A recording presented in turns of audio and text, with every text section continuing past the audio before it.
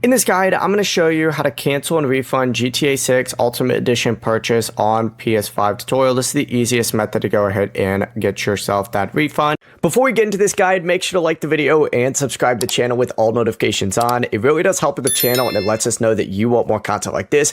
We'd greatly appreciate it. And if at any point throughout this guide you did have any questions, just ask them down in the comment section below and we could help you out further. I'm going to be doing my best to reply to every single comment down there. Also, I just launched the GTA 6 $1 million money map so that you can monetize the hype. Now, this is my exact strategy on how I plan on making $1 million from the GTA 6 hype before and after release. And inside, I'm going to break down the content ideas, YouTube plays, digital products, affiliate angles, and other ways to turn all of this attention into income. So if you want to follow the exact same roadmap that I personally am using, check it out. Every purchase also does help support the channel and allows me to continue making videos like this. We'd greatly appreciate it.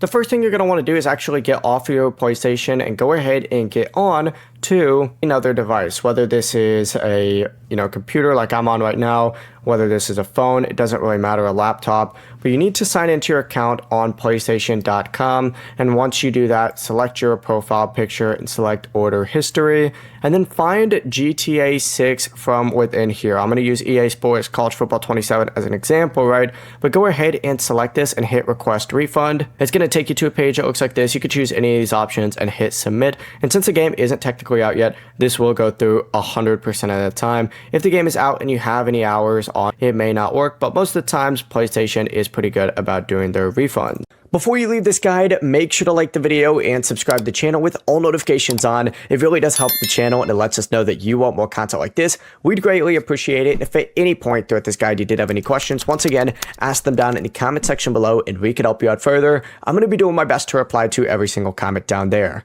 Have a great rest of your day though. Peace.